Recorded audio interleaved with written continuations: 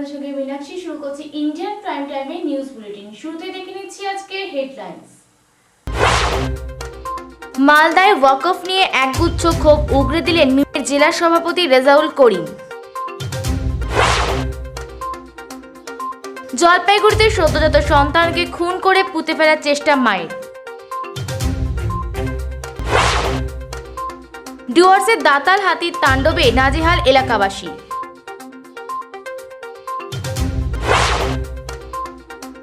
প্রশাসনিক আশ্বাস মিললেও কাজ না হওয়ায় বেহাল অবস্থা মালদার এক শিশু শিক্ষা কেন্দ্রে। মুখ্যমন্ত্রী আমাদের সঙ্গে বেইমানি করেছেন, ঠিক এই ভাষাতেই মুখ্যমন্ত্রীর বিরুদ্ধে ক্ষোভ উগরে দিলেন মিমের মালদা জেলা সভাপতি। মুখ্যমন্ত্রী আমাদের সঙ্গে বেইমানি করেছেন, ঠিক এই ভাষাতেই মুখ্যমন্ত্রীর বিরুদ্ধে ক্ষোভ উগরে দিলেন মিমের মালদা জেলা সভাপতি। আমরা জানতে চাই মুখ্যমন্ত্রী মমতা বন্দ্যোপাধ্যায় বেঁচে আছেন না মরে গেছেন, কারণ তিনি বলেছিলেন আমি বেঁচে থাকতে এই রাজ্যে ওয়াকফ হতে দেব না। মুখ্যমন্ত্রী আমাদের সাথে বেইমানি করেছেন। গোটা রাজ্য জুড়ে সংখ্যালঘুরা এই মর্মে আন্দোলন গড়ে তুলবেন। মালদা জেলা প্রশাসনিক ভবন চত্বরে বিক্ষোভ ও ডেপুটেশন কর্মসূচিতে সামিল হয়ে মিমের জেলা সভাপতি রেজাউল করিম এমনটাই হুঁশিয়ারি দিলেন। পাশাপাশি এদিন সংগঠনের তরফে মালদা জেলা প্রশাসনিক ভবন চত্বরের সামনে বিক্ষোভ দেখানো হয়, কারণ মালদা জেলায় ওয়াকফ সম্পত্তি রেজিস্টারপ্রাপ্ত রয়েছে প্রায় 450 এবং নন রেজিস্টার্ড সংখ্যা প্রায় 1000-এরও বেশি। তাই তারা জেলা শাসকের কাছে ডেপুটেশন দিয়ে মুখ্যমন্ত্রী মমতা বন্দ্যোপাধ্যায়ের কাছে ওয়াকফ সম্পত্তির নথি আপলোডের সময়সীমা বাড়ানোর আবেদন করেন। সেই সঙ্গে মমতা বন্দ্যোপাধ্যায়ের বিরুদ্ধে একরাশ ক্ষোভ উগরে দেওয়া হয়। যে সরকার যে ওয়াকফের পক্ষে হয়ে কথা বলেছেন, উনি বলেছিলেন যে আমি ওয়াকফের সম্পত্তির বিপক্ষে কথা বলবো, যে এই বাংলায় আমরা ওয়াকফের বিল পাস হতে দেব না, আমি বেঁচে থাকতে হতে দেব না। তারপরে আজকে মমতা ব্যানার্জি কি মরে গেছেন? এটা আমরা জানতে চাইছি, যে আমরা জানতে যেন পারি যে মমতা ব্যানার্জি বেঁচে আছেন না মারা গেছেন। বিজেপি বিধায়ক শিরূপা মিত্র চৌধুরী এই প্রসঙ্গে জানান, সংখ্যালঘুদের ভোট ব্যাংক হিসেবে ব্যবহার করা হচ্ছে, তাদেরকে ভুল তথ্য দেওয়া হচ্ছে। তারা নিজেরাই দেখতে পাচ্ছেন যে মুখ্যমন্ত্রী ওয়াকফ নিয়ে কি করলেন। পাল্টা তৃণমূল কটাক্ষের সুরে বলে, 2021 সালে বিজেপি বাংলা দখলের স্বপ্ন দেখেছিল। বাংলার মানুষ বিজেপির মুখে ঝামা ঘষে পশ্চিমবঙ্গ থেকে বিদায় করেছে। তাই এখন মিম নামক একটি এজেন্টকে দিয়ে ভোট কাটুয়া পার্টি হিসেবে বাংলায় দাঁড় করানো হয়েছে। Indian prime time, Malda. সদ্যজাত পুত্রকে খুন করে মাটিতে পুঁতে ফেলার চেষ্টা। মায়ের এই অমানবিকতা দেখে শিউরে উঠল জলপাইগুড়ির রাজাডাঙ্গা পঞ্চায়েতের উত্তর মাঝগ্রাম খালধুরা গ্রামে এমন এক নৃশংসতা ঘটে গেল যা মানবতার সমস্ত সীমা ছাড়িয়ে যায়। জন্মের পরই সদ্যজাত ফুটফুটে পুত্র সন্তানকে খুন করে মাটিতে পুঁতে ফেলতে গেলেন রেজিনা বেগম। এমন অভিযোগে গোটা এলাকায় শোরগোল পড়ে যায়। স্থানীয়রা ক্ষোভে ফেটে পড়ে জানান, সকালে সন্তানের জন্মানোর পর মধ্যেই শিশুটিকে মাটির নিচে পুঁতে হত্যা করার চেষ্টা চলছিল। ঠিক তখন এলাকাবাসীরা দেখে ফেলেন রোজিনা শিশুটিকে ওই অবস্থায় ফেলে রেখেই পালিয়ে যায়। এরপর ক্রান্তিফাঁড়িতে খবর দেওয়া হয়। দেখলাম সকালে উঠে তো আমি রাস্তা দিয়ে যাচ্ছিলাম, যাওয়ার সময় দেখতেছি যে ও কিছু একটা পুঁতে রাখতেছে। তো গিয়ে আমি দেখতেছি তো বাচ্চাটা মারার পরে ওইখানে রাখতেছি। মানে কেমন করে বাড়ি থেকে দেখছিলেন কি? মানে বাড়ি থেকে আমি যখন বাড়ির থেকে রাস্তা দিয়ে যাচ্ছিলাম জমি বাড়ি, তো তখন মানে আমার চোখে পড়লো এমনটা যে ও কিছু একটা রাখতেছে এখানে। তো তখন গিয়ে দেখতেছে এরকম বাচ্চারা। কি মনে হচ্ছে, ও কি নিজে মেরে ফেলছে নাকি? মনে হচ্ছে যে মানে নিজে মারার পরে পুঁতে রাখতেছে। ধুলাবাড়ি উপস্বাস্থ্য কেন্দ্রের স্বাস্থ্যকর্মী সীমা দাস জানান, গর্ভবতী অবস্থায় প্রশ্ন করলেও বারবার রেজিনা গর্ভধারণের কথা অস্বীকার করতেন। প্রেগন্যান্সিতে টেস্টের সময় প্রস্তাবের বদলে জল দিয়ে প্রতারণা করেছিলেন। 4 সন্তানের মা হয়ে এমন ঘৃণ্য প্রতারণা একেবারেই অমার্জনীয়। ইতিমধ্যে শিশুটির দেহ ময়নাতদন্তের জন্য পাঠানো হয়েছে। খুনের মামলা রুজু হয়েছে। পুলিশ অভিযুক্তকে খুব দ্রুত গ্রেপ্তার করার আশ্বাস জানিয়েছেন। পাশাপাশি এলাকাবাসীদের স্পষ্ট দাবি, এটা সাধারণ অপরাধ নয়, এটা অমানবিকতার বর্বরতা। এমন অপরাধীকে সমাজের সামনে উদাহরণ হিসেবে দাঁড় করাতে সবচেয়ে কঠোর ও দৃষ্টান্তমূলক শাস্তি দিতে হবে। Indian prime time, Jalpaiguri.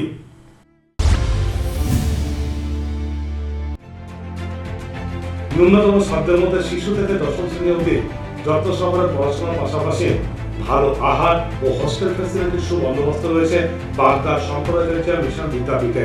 তাই অ্যাডমিশনের জন্য আজই যোগাযোগ করুন বাগদা শঙ্করাচার্য মিশন বিদ্যাপীঠ, বাগদা, পুরুলিয়া। ফোন 8670978710 or 9800000208 এই নম্বরে।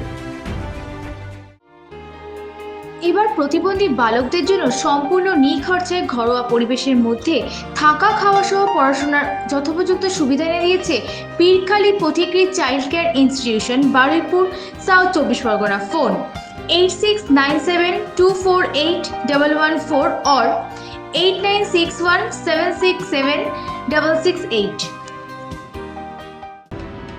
এবার কলকাতায় না গিয়ে জেলায় বসেই আপনার সাধ্যের মধ্যে কলকাতার সমতুল্য চিকিৎসা পরিষেবা পাবেন হুগলির সঞ্জীবনী হেলথ কেয়ার নার্সিংহোমে। শুধু তাই নয়, এখানে রয়েছে 24 আওয়ার্স অ্যাম্বুলেন্স সার্ভিস। অতএব সমস্ত রকম সুবিধা পেতে শীঘ্রই যোগাযোগ করুন Sanjeevani health care nursing home, Shiyakhala, Hooghly. Phone 7432808135 or 9800878028। অত্যন্ত কম খরচে অভিজ্ঞ চিকিৎসকদের তত্ত্বাবধানে থেকে যে কোনো জটিল রোগের চিকিৎসা করাতে আর দেরি কিসের? তাই এবার নিজেকে যে কোনো রোগ থেকে সুস্থ করতে চলে আসুন বাঁকুড়া কোতলপুরে মেডিকেয়ার জেনারেল হসপিটালে, যেখানে রয়েছে একগুচ্ছ মডার্ন ফ্যাসিলিটিসের সম্ভার। যোগাযোগ করতে আজই ফোন করুন Medicare general hospital, Kotulpur, Bankura. Phone 9434216662 অথবা 9732212924-এ।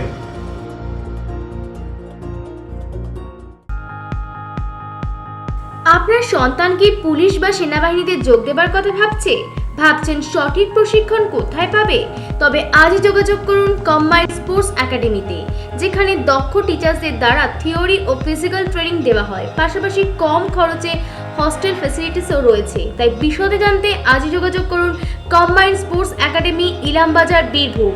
Phone 9434449407 or 9732389407।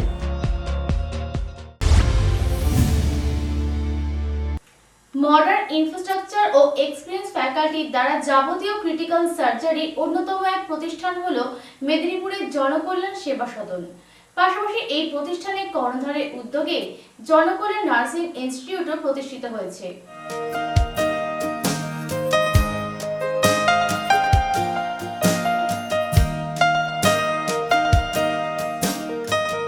একদিকে আধুনিক পরিষেবা, অন্যদিকে অভিজ্ঞ চিকিৎসক, এই দুইয়ের মেলবন্ধনে প্রতিষ্ঠিত হয়েছে জনকল্যাণ সেবা সদন।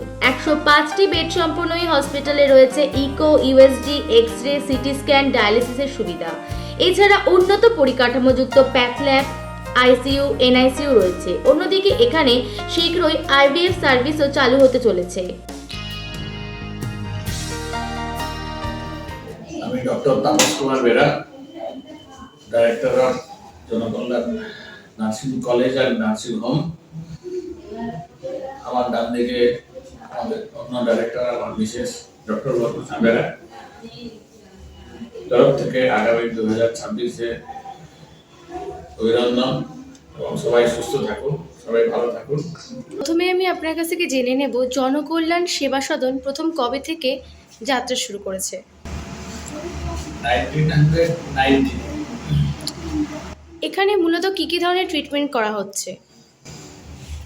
আমরা প্রথমে এটা 10 বেডের নার্সিং হোম থেকে স্টার্ট করি। তখন মোটামুটি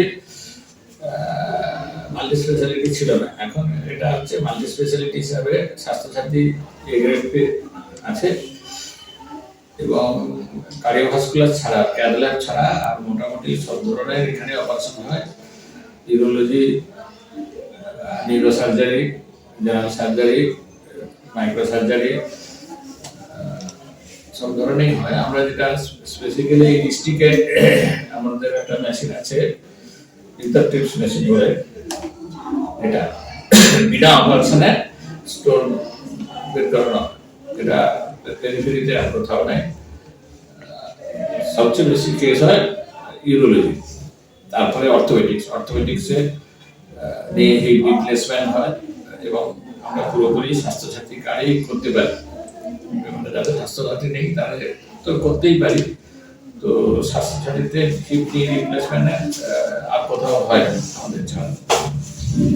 তো এখানে মেনলি হচ্ছে যারা স্বাস্থ্যসাথী থাকে তারাই কোর পেশেন্টরা থাকে তারা বিয়ার করতে পারে না, সেই চিন্তা ভাবনা থেকে আস্তে আস্তে আমাদের এই জ্বালা। মিদনাপুর ডিস্ট্রিক্টে আরও অনেক হসপিটাল বা নার্সিংহোম রয়েছে, তাদের মধ্যে থেকে আমাদের এই হসপিটালের মেন ডিফারেন্স কি? কারণ আমরা এসেও দেখলাম এখানে একটা হিউজ ক্রাউড রয়েছে পেশেন্টের। মেনলি হচ্ছে ইকোনমিক্যালি পোর পেশেন্টদের আমরা সার্ভিস দিই। একটা স্বাস্থ্যসাথীতে উইদাউট ফিনান্স স্বাস্থ্যসাথী থাকলেও এখনো ম্যাক্সিমাম হাসপাতালগুলোতে এক্সট্রা পেমেন্ট নেয়, যদিও আমরা নীতি বিরুদ্ধ, আমরা কিন্তু স্বাস্থ্যসাথীর বাইরে কোনো পেমেন্ট নেই। পেশেন্টটা মূলত কোথা থেকে আসছে? থ্রুআউট দি পূর্ব মেদিনীপুর, পশ্চিম মেদিনীপুর মেনলি। কিছু পেশেন্ট থাকে যারা হাওড়া ডিস্ট্রিক্ট থেকে, দু একটা পেশেন্টও আসে। ইন ফিউচারে আপনাদের প্ল্যানিং কি রয়েছে? আমাদের কলকাতা কর্পোরেট থেকে কিছু, কলকাতা মেডিকেল কলেজ থেকে কিছু ডাক্তারবাবু তো আসেন, কিন্তু কিন্তু কলকাতার কিছু কর্পোরেট হাসপাতাল থেকে আমাদের ডাক্তারবাবুরা আসে। যেমন ইউরোলজি সুরেশ বাজুরিয়া, উনি হচ্ছে রবীন্দ্রনাথ টেগোর থেকে আসেন, উনি হচ্ছে ইউরোলজিস্ট হেড ওখানে। উনি ওখানে ধরুন একটা অপারেশন করতে, একটা প্রস্টেট অপারেশন টিআরপি করতে 1.5 লাখ টাকা নিচে হয় না, সেখানে এখানে আমরা হয়তো 20-25 হাজার টাকায় করি, একই ডাক্তার। যেমন মেডিকা থেকে একজন রোবট সার্জন আসে ডোরাঙ্গরে, একটা রোবটের অ্যাপেন্ডিক্স বা গলব্লাডার করতে মোর দেন 5 লাখ, সেখানে আমরা এখানে ল্যাপারোস্কোপি সার্জারি অপারেশন করি 15-20 হাজার টাকা স্বাস্থ্যসাথীতেই করি। আগামী দিনে কি পরিকল্পনা আছে আপনার এই হসপিটালকে নিয়ে? আগামী দিনে কার্ডিওথোরাসিক সার্জারি করার ইচ্ছা আছে এবং সেটা পাইপলাইনেও আছে, নিউরো সার্জারি এবং কার্ডিওথোরাসিক সার্জারি। নিউরো সার্জারি কিছু অংশ এখানে হচ্ছে, কিছু অংশ হচ্ছে না এখন, সেগুলো পরপর আমরা ডেভেলপ করার চেষ্টা করছি। মেনলি ক্যাডলার, আগামী 1 বছরের মধ্যে আমাদের ক্যাডলার পরিকল্পনা। 21 ডিসেম্বর 2025 আমরা কিছুদিন আগে কলেজে হিউজ ডোনার নিয়ে রক্তদান করেছি, 2 মাস আগে। এই মুহূর্তে নন্দীগ্রাম ব্লাড ব্যাংকে একদম ড্রাই, গতকাল পর্যন্ত কোনো ব্লাড ছিল না। ওখানকার সিউমেন্ট আমাকে বললো যে আপনারা যদি কিছু ডোনেট করতে পারেন, সেই জন্য আমরা আজকে একটা ঘরোয়াভাবে আমাদের স্টাফরা কিছু রক্তদান করছে। শুধু স্টাফ নয়, এই মুহূর্তে আমাদের কাছে 10-15 জন পেশেন্ট আছে, তাদের রক্ত পাচ্ছে না। পেশেন্ট পার্টি আমাদের কলেজের স্টুডেন্ট এবং আমাদের নার্সিংহোমের স্টাফরা, মেনলি হচ্ছে বাইরে কোনো ডোনার নেই, তারা স্বেচ্ছায় রক্তদান করছে। স্যার, জনকল্যাণ নার্সিং কলেজ প্রথম কবে থেকে স্টার্ট হয়েছে? জনকল্যাণ নার্সিং কলেজ আমাদের এটা 2য় বর্ষে পড়েছে, তার অর্থাৎ 2023 থেকে স্টার্ট করেছে। এখানে স্টুডেন্টরা কোথা থেকে আসছে? এখানকার মূলত পূর্ব পশ্চিম মেদিনীপুর থেকেই ম্যাক্সিমাম স্টুডেন্টরা আসছে। এই কলেজটা একটা ট্রাস্টের আন্ডারে, ডক্টর তাপস বেরা এডুকেশনাল ট্রাস্টের আন্ডারেই চলছে। তো এটা শুধু নার্সিং কলেজ নয়, জনকল্যাণ অ্যালাইড হেলথ ইনস্টিটিউট নামে চলছে। এখানে প্যারামেডিক্যাল পড়ানো হয়, প্যারামেডিক্যাল ওটি technician, radio technician, dialysis technician, ICU technician. Mainly এইগুলো ওয়েস্ট বেঙ্গল গভর্নমেন্টের আন্ডারে, ফ্যাকাল্টির আন্ডারে আসে। এরা এন্ট্রান্স দিয়ে আসে। আর একটা প্যারালাল ইনস্টিটিউট কোর্স চলে বিএসএস, ভারত সেবক সমাজ আন্ডারে, এখানেও প্যারামেডিক্যাল পড়ানো হয়। সেখানে আর্টস সায়েন্স 12 যে কোনো স্টুডেন্ট ছেলেরাই ভর্তি হতে পারে, কিন্তু ওয়েস্ট বেঙ্গল ফ্যাকাল্টি আন্ডারে কেবলমাত্র সায়েন্স স্ট্রিমে যারা 12 পাস তারাই কেবলমাত্র এন্ট্রান্সের মাধ্যমে আসতে পারে। নার্সিংয়ের ক্ষেত্রে বেসিক্যালি কোন কোন কোর্স করানো হচ্ছে? নার্সিংয়ে আমাদের শুধু জিএনএম কোর্সটা করানো হয়, সেটা WNC INC অ্যাপ্রুভড এবং উচ্চ মাধ্যমিক যে কোনো স্ট্রিমে 40% মার্কস যারা পারে 12 পাসের পরে কেবলমাত্র তারাই ভর্তি হতে পারে। স্টুডেন্টরা টিচার্সের কাছ থেকে কতটা সহযোগিতা পাচ্ছে? স্টুডেন্টরা আমাদের যেহেতু রেসিডেন্সিয়াল ক্যাম্পাস আছে, আমাদের হোস্টেল কম্পালসারি, হোস্টেল টিচার্সরাও থাকে, স্টুডেন্টরাও থাকে, মানে আবাসিক হোস্টেল। তো আবাসিক থাকার জন্য স্টুডেন্টরা সবসময় টিচারদের সাহায্য থাকে। কিছু ডে স্কলার স্টুডেন্ট থাকে, তারা প্যারামেডিক্যাল, বিশেষ করে প্যারামেডিক্যাল ডে স্কলাররা, কিন্তু নার্সিং কম্পালসারি রেসিডেন্সিয়াল এবং সেটা সবসময় টিচারদের কন্ট্যাক্টেই থাকে। স্টুডেন্টের মধ্যে নার্সিংয়ের প্রতি কতটা ইন্টারেস্ট এখনকার জেনারেশন স্টুডেন্টের প্রতি দেখতে পাচ্ছেন আপনি? নার্সিং প্রফেশনটা তো একটা মহান প্রফেশন, এটা শুধু চাকরি করার জন্য বা এদের জন্য এটা একটা মহান উদ্দেশ্য আছে। এই কোর্সের প্রতি সবসময় একটা আগ্রহ ছিল, বিশেষ করে মহিলাদের প্রতি আগ্রহ ছিল। এখন বর্তমান মেল নার্স বা পুরুষ ছেলেরাও পড়তে পারে, যদিও আমাদের শুধু ফিমেল ক্যান্ডিডেট থাকে। তো আগ্রহ প্রচুর। সে এছাড়াও আমাদের যেহেতু অ্যাটাচড জনকল্যাণ নার্সিং হাসপাতাল আছে, অ্যাটাচ হাসপাতাল, মেয়েরা হাতে কলমে ফার্স্ট ইয়ার থেকেই শিখতে পারছে। প্লেসমেন্টের জায়গাটা আছে, প্লেসমেন্টের জায়গা আছে। আমরা 100% প্লেসমেন্টের স্বীকৃতি দিয়ে থাকি, মানে বেকারত্বের কোনো সুযোগ নেই এখানে। পাশাপাশি এই হসপিটালের কর্ণধার ডক্টর তাপস বেরার উদ্যোগে জনকল্যাণ নার্সিং ইনস্টিটিউট রয়েছে, যেখানে WBNC ও INC অনুমোদিত GNM কোর্স করানো হয়। এই প্রতিষ্ঠান স্টুডেন্টদের জন্য স্কলারশিপ সহ প্লেসমেন্টের দারুণ সুবিধা রেখেছে। চয়ন রয় রিপোর্ট, ইন্ডিয়ান প্রাইম টাইম, পূর্ব মেদিনীপুর। ডুয়ার্সের লোকালয়ে আচমকা এসে পড়া এক দাতাল হাতিকে ঘিরে এলাকায় এক আতঙ্কের পরিবেশ তৈরি হয়। তবে প্রশাসনের তৎপরতায় জঙ্গলে পাঠিয়ে দেওয়া হয় ওই হাতিটিকে। ভোরের শান্ত পরিবেশ মুহূর্তে তাড়াহুড়ে ভরে ওঠে ডুয়ার্সের তেলিপাড়া এলাকায়। সকাল 6:30টার দিকে মরাহাট জঙ্গল থেকে আচমকা দলছুট হয়ে বেরিয়ে আসা এক দাতাল হাতি লোকালয়ে ঢুকে পড়ে। ঘন জনবসতির মধ্যে দাতাল হাতির আবির্ভাবে এলাকাবাসীরা আতঙ্কিত হয়ে পড়েন। শিশুরা ও বৃদ্ধরা নিরাপদ স্থানে সরে যাবার চেষ্টা করলে এলাকায় চরম বিশৃঙ্খলা সৃষ্টি হয়। হাজার হাজার মানুষ ভিড় জমাতে শুরু করায় পরিস্থিতি আরও জটিল হয়ে ওঠে। পুলিশ, বন দপ্তর ও স্থানীয় প্রশাসন খবর পেয়ে ঘটনাস্থলে এসে সবাই মিলে ভিড় নিয়ন্ত্রণ ও নিরাপত্তা নিশ্চিত করতে ব্যস্ত হয়ে পড়েন। পরারঘাট রেঞ্জের কর্মী ও বিন্নাগুড়ি ওয়াইল্ড লাইফ স্কোয়াডের বনকর্মীদের অবস্থা সামলাতে বিশেষভাবে হিমশিম খেতে হয়। অনেক আগে হাতিটা আমাদের তেলিপাড়ার এই লোকালিটি, আমাদের স্কুল মাঠের সংলগ্ন এলাকায় হাতিটা প্রবেশ করে। বন দপ্তরের অলরেডি 3টা গাড়ি এই হাতিটার সঙ্গে রয়েছে। হাতিটা এখন হাঁপিয়ে যাওয়াতে এক জঙ্গলের মধ্যে আস্তানা গেড়েছে, রেস্ট করছে। কন্টিনিউ বন দপ্তর হাতিটাকে তার যথাযোগ্য স্থানে নেওয়ার জন্য আপ্রাণ চেষ্টা করছে। সবাই ওনারা আছে, আমরাও লোকাল প্রতিনিধিরা আছি। আমরা পরিস্থিতির উপর নজর রাখছি যাতে কারো কোনো ধরনের কোনো দুর্ঘটনা না ঘটে। এদিকে জলপাইগুড়ি জেলা তৃণমূল কংগ্রেস সংখ্যালঘু সেলে জেলা সভাপতি মিজানুর রহমান ঘটনাস্থলে উপস্থিত হয়ে পরিস্থিতি নিয়ন্ত্রণে আনতে উদ্যোগী হন। পাশাপাশি স্থানীয় পঞ্চায়েত সদস্য সাইরুল ইসলাম এবং বেশ কয়েকজন যুবক বন দপ্তর ও পুলিশকে সরাসরি সহযোগিতা করেন। তবে হাতিটি লোকালয় ছাড়ার আগেই তেলিপাড়া থেকে বেরিয়ে আসার সময় জেলার সংখ্যালঘু তৃণমূল কংগ্রেস কার্যালয়ের মূল গেট ভেঙে সোজা ভিতরে ঢুকে পড়ে। এই ক্ষয়ক্ষতির ঘটনায় স্থানীয় রাজনৈতিক মহলে আলোড়ন সৃষ্টি হয়, যদিও সৌভাগ্যক্রমে কেউ আহত হননি। শেষ অবধি বন দপ্তর হাতিটিকে ধীরে ধীরে খোলা জায়গার দিকে ঠেলে নিয়ে যায় এবং জঙ্গলের দিকে সরিয়ে দেয়। এই ঘটনায় আবারও ডুয়ার্সে ক্রমবর্ধমান মানুষ ও প্রাণী সংঘাতের সমস্যার সামনে উঠে আসে।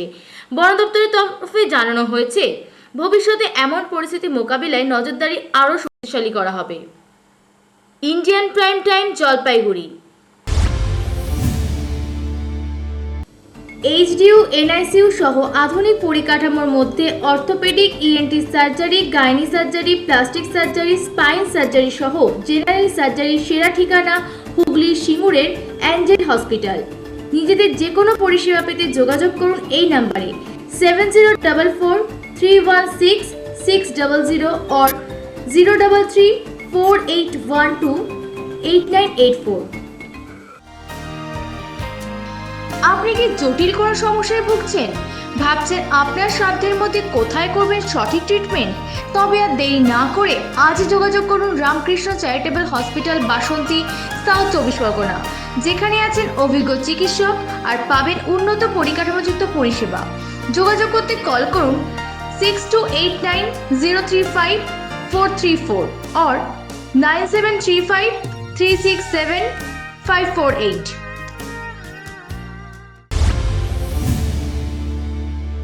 নেই বিদ্যুৎ, নেই শৌচালয়, নেই পরিশুদ্ধ পানীয়, এমনই বেহাল অবস্থা মালদার হরিশ্চন্দ্রপুরের এক শিশু শিক্ষা কেন্দ্রে।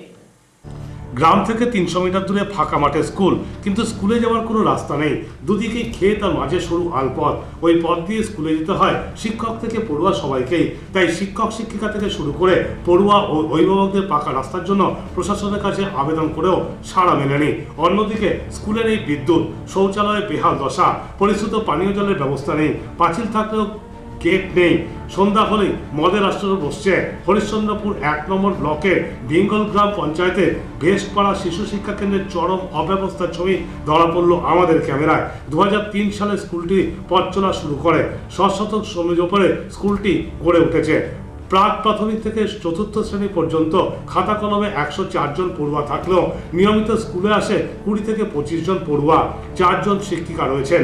স্থানীয় সূত্রে জানা গিয়েছে স্কুলে যাওয়ার জন্য ক্ষেতের মাঝে আল পথ দিয়েই যাতায়াত করতে হয়। ওই পথ দিয়েই মিড ডে মিলের জন্য প্রয়োজনীয় সামগ্রী এবং অন্যান্য সামগ্রী নিয়ে যেতে হয়। মিড ডে মিলের জন্য নেই রান্নাঘর। 1 বছর আগে ব্লক থেকে শৌচালয় নির্মাণ করা হলেও রাতের অন্ধকারে দুষ্কৃতীরা ভেঙে দেওয়া শৌচালয় পরিত্যক্ত অবস্থায় পড়ে রয়েছে। ফলে শিক্ষক ও পড়ুয়াদের শৌচকর্ম সারতে ঝোপের আড়ালে যেতে হয়। স্কুলে পরিশ্রুত পানীয় জলের ব্যবস্থা নেই। একটি নলকূপ থাকলেও আয়রনযুক্ত সেই জল দিয়েই মিড ডে মিলের রান্না হয়। এমনকি পড়ুয়াদেরও পান করতে হয়। পাঁচিল ঘেরা থাকলেও গেট না থাকায় সন্ধেবেলা স্কুলের ভেতরেই দুষ্কৃতীদের মদের আসর বসে। স্কুলের চারদিকে ছড়িয়ে ছিটিয়ে রয়েছে মদের বোতল। এ যেন একটা আতঙ্কের পরিবেশ সৃষ্টি হয়েছে। স্কুলের সমস্যা নিয়ে শিক্ষিকারা বহুবার ব্লক প্রশাসন এবং জেলা প্রশাসনের জনপ্রতিনিধির দ্বারস্থ হয়েছেন, কিন্তু আশ্বাস মিললে কাজ আজও হয়নি। Indian prime time, Malda. আজকের মতো নিউজ বুলেটিন এই পর্যন্ত। আবারও আপনাদের সাথে জেলার আরো খবর নিয়ে ফিরে আসবো।